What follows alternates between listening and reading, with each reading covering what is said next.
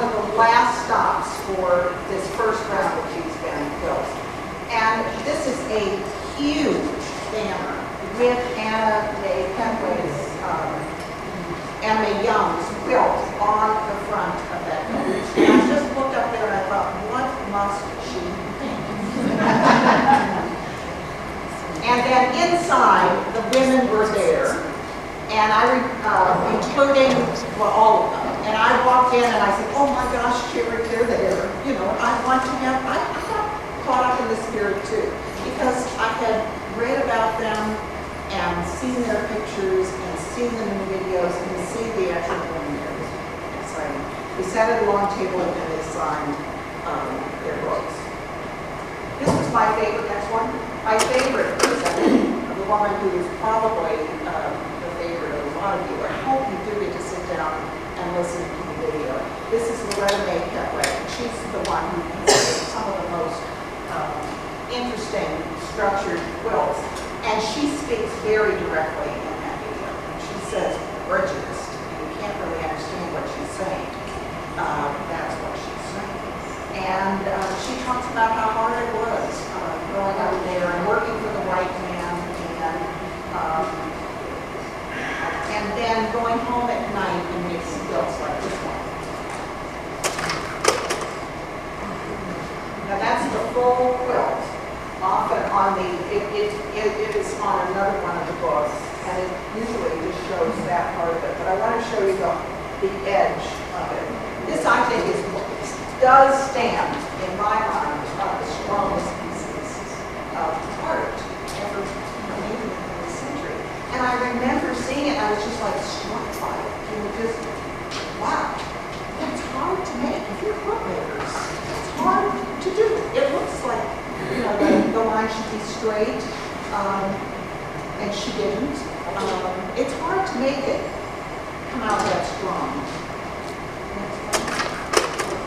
And then this is Mary Lee Bendel, whose quilts are here at our museum, along with her mother's quilts, her daughter's quilts, and her daughter-in-law's quilt. Mary Lee Bendel is the mother hen. She kind of kept everybody together. She always kept a smile on her face, and she talks about the love that was generated in the course of doing these quilts. This is her quilt that was in the first exhibit. She was born in 1935. She didn't really go to school beyond, sixth grade. She had a child when she was 14. She was married when she was 16 or 17, and went on and had 7 different children. And so this is one of the quilts that she made for the exhibit. And it was done in the 60s, I think. And again, how, you know, she might work with just one square for a while, maybe this square and that square, but put them together just like an artist. You turn it, you're looking at line, you're looking at balance of color, but basically she was making a warm cover for her family. This is the house that, the original plantation house that 1820, I think, was established, and this picture was taken in 1937. So when I was telling you that Cheese Bend had been discovered before, it had been documented by the Farm Security Administration in the 30s, and Mary Waldvogel, a photographer, was taking some of these pictures. So what happened was that the owner of the land left, and the families of the freed slaves stayed on after the Civil War and just kept living in the area. By the 1930s, next one, the 1930s, it was a sharecropping situation. And this, here's the original log cabin where they would have been staying. But this is a 1930s house that was built. It's kind of, Cumberland Homesteads over in Knoxville, where the Roosevelt administration put in houses for the mountain people, and you got your house, and few acres if you helped build it. And this is what was going on here. The government came in and put up some housing for them. Next one. This is Polly Bennett, and the picture was taken about 1940. I like showing you this picture because look at the quilt that she's working on. It's more of a patterned quilt, and it's probably a star quilt or a broken star quilt.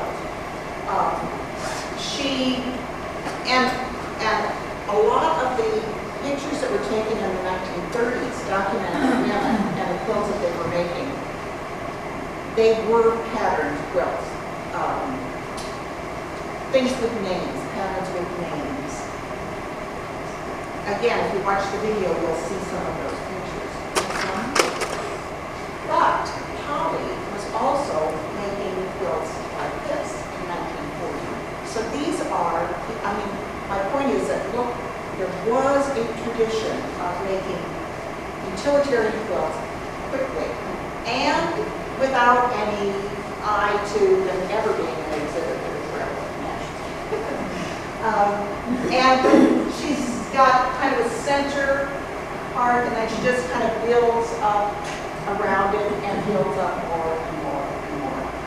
This is kind of what they call the house top. They say in Gee's Bend that we didn't have names for these quilts. It was just the quilt. Mama's quilt, Susie's quilt, they're just the quilt. And so when somebody came in and said, what's the name of your quilt? And, that's just unheard of. I never even thought of naming them. But if this design is kind of what they call a house top, this might look to you like a log cabin style. I don't know if you do know anything about quilts, or I like to look at this as a center medallion too, that the whole quilt becomes a block. This quilt is probably the size of a double bed. And always go ahead. Next. The Freedom Quilting Bee. The Freedom Quilting Bee is a very, very important little aspect of Gee's Bend. During the War on Poverty in the 60s and 70s, a foundation, church foundation, went down, discovered the Gee's Bend River again, and thought, well, let's make it a kind of a cottage industry. They have these skills. Why don't we teach them how to make quilts that would sell in the broader market? And they called it the Freedom Quilting Bee. It lasted until about, it's still kind of going on until the 90s. But if you get a hold of this book, Nancy Callahan, it's a thick book, and it's a really interesting documentation of the history of Gee's Bend quilts before they were discovered by women. History of that. But here is one of the women, and you can see the kind of quilts that they were making at that time. Again, pattern quilts, not so much. Somebody was telling them probably these are the kinds of quilts you should be making, and they were having fun making them. But let's go with the next. I have found this piece of ephemera. I'm a quilt historian. I collect quilts, I collect stories, but I collect stuff too. And this is a little brochure about this big, and it's called Freedom Quilting Bee Presents its handcrafted line of colorful patchwork quilts, dashikis, pillows, hats, and covers. Now, some of you, I'm sure, are old enough to remember dashikis, and you may have even worn them. And here we are, white women wearing dashikis. Okay, the next picture shows the inside of this brochure, and it talks about open letter from the Freedom Quilting Bee. When you buy from the Freedom Quilting Bee, you buy from one of the truly unique group of artists of the nation. The Bee, as we call it, is a people's cooperative composed of Black women whose artistry in patchwork quilting has become widely known since we began in 1966. As of now, there are about 50 of us, all from small farms in Wilcox County, Alabama. We formed the Bee to provide ourselves with jobs. Having them has enabled us to supplement our family income incomes which average $800 a year. $800 a year, as late as 1970. But there's more to our story than jobs. We also have the tremendous satisfaction of being told that the quilts we produce are the most charming, the boldest, the most different quilts produced in America today. And the manager was Estelle Witherspoon. Now, this is about the time I discovered quilts. And I thought that and remember, I had no quilts growing up in my life, and I thought I was doing something different. About 1974, I saw a quilt in a store in Huntsville, Illinois. I needed something to decorate my wall, and I later found out, it wasn't anything different. There were plenty of people doing this. I just kind of got hooked by the marketing, maybe. But anyway, here are the women, and you can see them in front of some of the quilts that were being sold.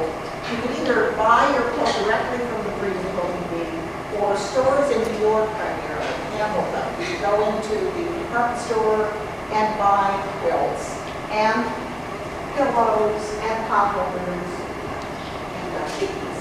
This quilt is called Quilt of Many Colors.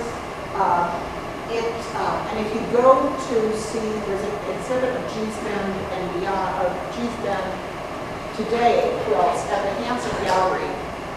They have one of these original quilts on display there for sale.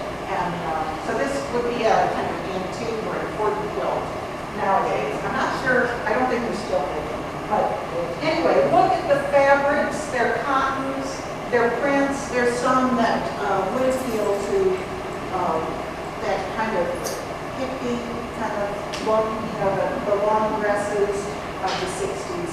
And then we have velvets and the pillows. There were some traditional blogs at Bear Claw. And the prices, the prices, $95 for a coat of many colors. Single at the top, $120 for a double, $150 for a larger one. Interesting. That's pretty common. Somebody's making $800 a year. That's a pretty expensive price for a quilt to be sold in New York. This exhibit also discovered the Gee's Bend women. We give credit to Maud Southwell Woolman. She went to Alabama and Mississippi and interviewed quite a few African American quilters there. And here, this is Martha Jane Petway, born 1898 in Gee's Bend, Alabama. Now, about this time, there was kind of a bit of a controversy, a rumbling, among quilt historians. There were academics that were saying that there are African American quilts and there are white quilts, and you can tell the difference. There are obviously, I don't think it's good, but anyway, the African American quilts seem to be drawing from the African aesthetic. Kente cloth. You'll see, and you'll see one later that could be that. The applique in some of the quilts too. But it's important to remember that these people are so far removed from their African roots. And even that in the areas where we live, right here, there were plenty of women making quilts the same way, for warm covers with worn out clothes using what they call strands, which are just strips of cloth. Martha Jane Petway, this is one of her quilts. There's also this feeling that African Americans use really bright, bold colors, and that's true. But let's turn to the next one. This quilt was made by a woman I interviewed in younger Chattanooga, and yes, you can see there's kind of a rhythm, and she is African American. There's a rhythm going on here. She's not at all concerned about balancing the colors. It's just, and there's even some negative things going on. I don't didn't say that she planned that. You know, she would work on one block and put it together, and however it came out, what the final process was. The next one is another one done by her, and again, this was done in the 80s. This is Macy Thomas, is her name, and again, she is African American, and some people might say, oh, that's an African American girl. And I began to hear people say, I want to make an African American girl. I don't know, you laugh, but that is, there were people giving classes, white women giving classes on how to make an African American. Next one. Now this was made by a white woman, Georgia Mines, who lived here in Knoxville. Here the quilt is on display at the TVA Tower back in the 80s. She does kind of stick with patterns here. That's kind of unusual for her to be doing it, but it was a sampler piece, and she just said, well, I'm just going to put all those blocks together. And I think you can see that she didn't have much. Is there any cohesion to it? I mean, especially I'm looking at as she told me, she did live in it. She grew up in her 30s and lived over near the mountains, and she said, Mary Kay, this is one of my favorite quotes, she said, well, I showed her a quilt. She said, we were so poor we didn't have scraps. We were so poor we didn't have scraps. And there's this wonderful quilt, and it's all another for my times. It's a double living room. She made it, and I said, told the child, where did you get these scraps? And she said, and then you get this great story. It's kind of a history. She said, well, my sister worked for the Red Cross. And then they did a community project. It was a sewing project in Knoxville at the Red Cross building on Street. And every night after they finished sewing, she'd pick up all the scraps on the floor. And on the weekend, she'd bring them home to me. That is a pretty cool thing. You know, it is recycling, it is saving, and it ended up in a quilt that still exists.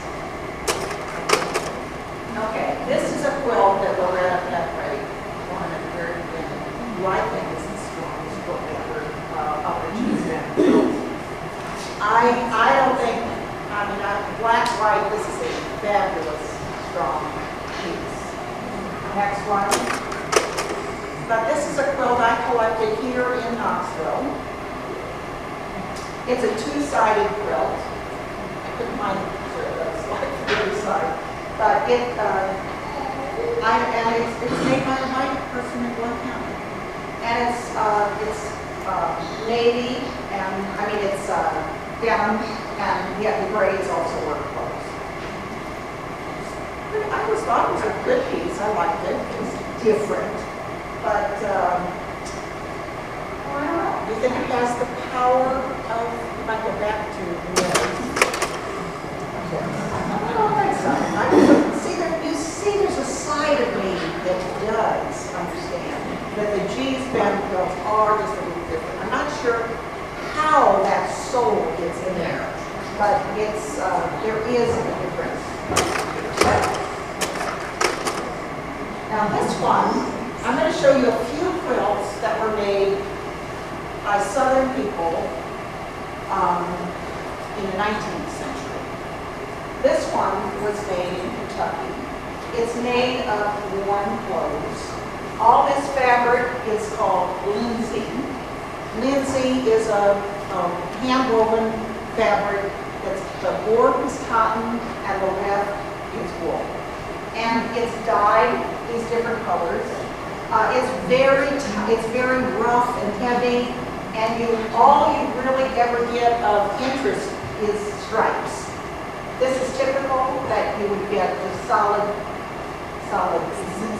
Now they made this during the Civil War because the cotton fabrics had been cut off, and so this was hand woven, probably by slaves helping the master's wife, and they would make their skirts, their jackets, men's jackets. Some of even Confederate soldiers wore jackets made out of linsey, brown, kind of butternut linsey.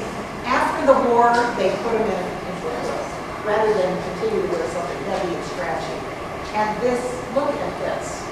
I mean, it's a very, very strong piece. It was discovered during the quilt survey in Kentucky. It was made by Ryan. Scotch Irish background. This was made in 1820 by, they think, a black woman.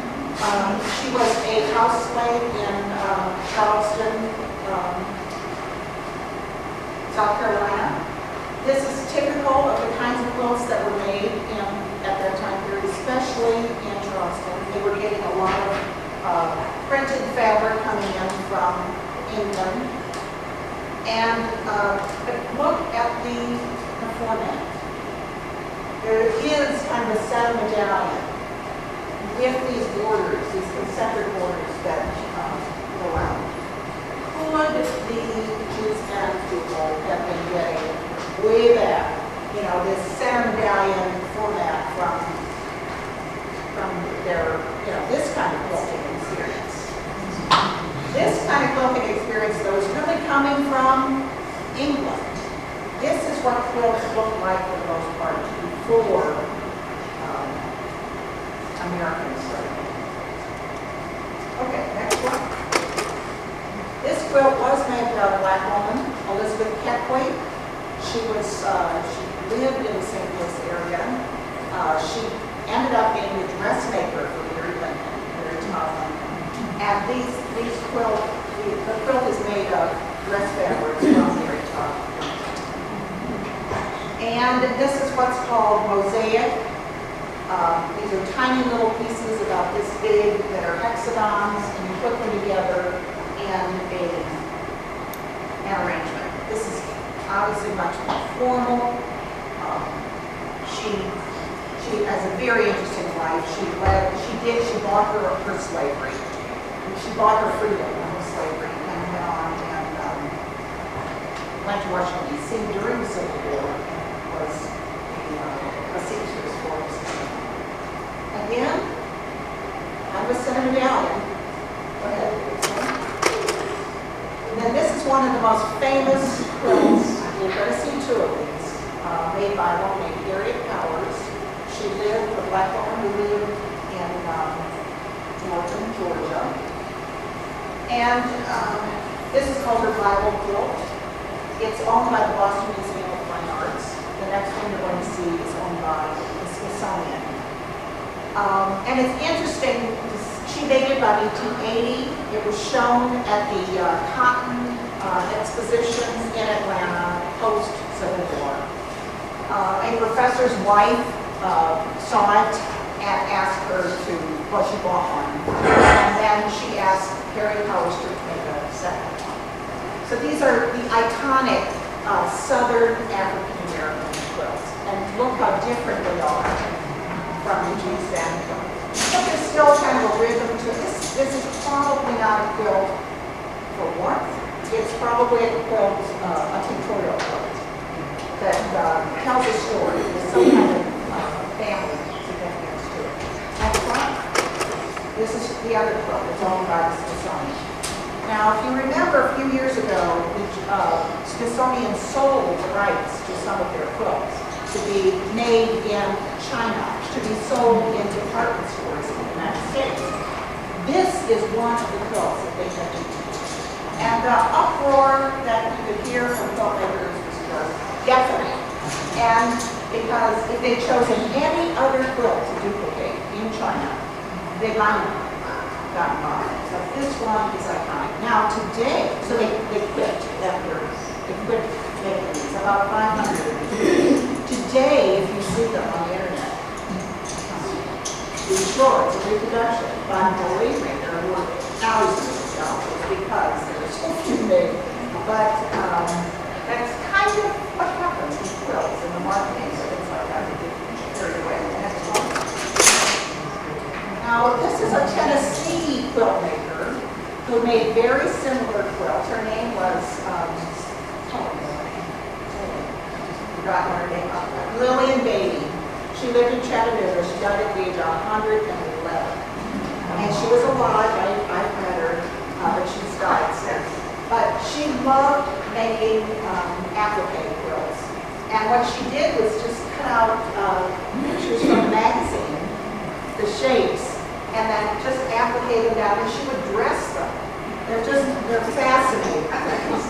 She made about 10 of these. Here's a picture of her. This is William Davey, and this is the famous president who died a year ago, this week, in St. Louis. The next one. Now, I always like to show this. This is one I discovered with the help of people here in Knoxville, and it ended up becoming one of the top 100 quilts of the 20th century. This is a quilt that was, we call it the TVA quilt. Have you seen this quilt? It was on display here in Knoxville. And I'll tell you the story. There was a woman by the name of Miss Ruth Bond, and she and her husband, they're African American, they both had college degrees. He was actually working at the time. Were asked to come to northern Alabama, very close to where the G's then people live. And they were PVA was building a dam. There were lots of African American workers there, and there were women, wives, without anything to do. So Mrs. Bond, an art trained woman, said, we're going to make some quilts, and we're going to do something different. We're not going to make the grandmother's flower gardens, the hard quilt. But she designed. She drew this out in the center, and at least 5 women made this thing. So this is designed by Ruth Bond, but made by a woman named Grace Tyler from Chattanooga. And what is going on here? We've got the white hand of TVA, or the U.S. government, giving a hand to this man, and we call him lazy man. We don't, those were her words, but he had to choose between this life of frivolity. You see the woman's face coming in there on the right-hand side, and the guitar. His choice was, is he going to go with the government and take the cash job, or is he going to continue what he was doing before? And this is this was done in 1934. We don't know where it is. I do kind of know where it is. It's still in the family, but I'm going to show you some more. PVA owns one of these quilts. This is a close-up of it. It looks like a Matisse cutout. I think some of you are noticing that. And Aaron Douglas. I think the next picture shows Aaron Douglas. This is the second quilt. It was, again, designed by Mrs. Bond, but this one was made by another woman. Her name is Rosalie Thomas. She puts big leaves in her quilting. And it's fake. Next one. Here is Mrs. Bond. She just died 2 years ago, way over 100 years old. She is the aunt of Julian Bond. Very famous, very interesting background. After they left TVA, she and her husband and daughter became the president of Liberty University. She started AKA here in Knoxville, Tennessee. If you Google Ruth Bond, the sorority, the black sorority in town was started by this. So they were living in Knoxville when he was before. He would come up here to have meetings at headquarters. But anyway, she's standing in front of her house in Washington, D.C. with this quilt. Next one. When she died, she got 2 columns in the New York Times, in the obituary. And that was the picture they used. The headline said, quilt designer. Because when they Googled it, soft covers for our time came up. They saw the pictures here from the exhibit back in the 90s. And she and her family are very proud that that became almost what she, in death, that is what she did. This is another one, it's only about this big, and it's now owned by a museum in New York. And it was a trial piece. And you see what it is. It's a frame digging a dam, a TVA dam. I'm just showing you that this was going on at the same time that things were going on in James Bend. And here's a Aaron Douglas, African-American artist, muralist. He did a lot of paintings on buildings at Fisk University. And I said to Ruth Bond, when I saw this one, I said, surely this is the black figure that you used as inspiration for your book. He said, I'd like you to be able to say that. No, it's not. It came from me. Okay, next one. But I think it's what it is. And to show you what I saw that day when we first discovered that book, my point in showing you this is an African-American woman. Now she lives in the quilt maker. Her name is Grace Tyler. She lives in a big house in Chattanooga. Her husband continued to work at TVA. And I had come to see the TVA quilts, but she didn't want to show me that. And I didn't know what I was going to see. This is what I saw first. Broken Star, done in 1933. That's one of them. Grandmother's Flower Garden. And then this one. And you can imagine what I felt when she pulled off that last quilt. Yeah. And I said to her, what is this? And she's the one who said, well, because, Mrs. Bond made these things, and I was good at applique, so I just decided to do it. You like it? I said, yes. Next one. So to get back to the quilts of these beds, this was made in the 60s again by Loretta Catway. And because this quilt has gotten so much attention, there are quilt makers who are copying this quilt, are being inspired by it. And here's one from Knoxville. Next one. It's only this big. Nellie Duran, I don't know if we made Nellie Duran made it with the Smoky Mountain quilt. She made a whole series of James Bend inspired quilts that were on display at a gallery in Memphis. She doesn't make it exactly, but she feels, she did immediately when she saw the book. Next one.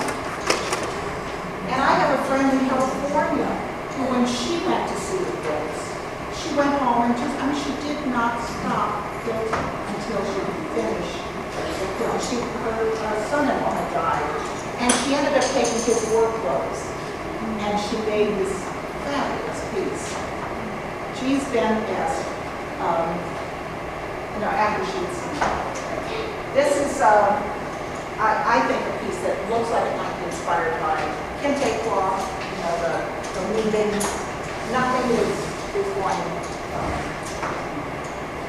cloth. And then why does she put in those two little pieces? It just adds to the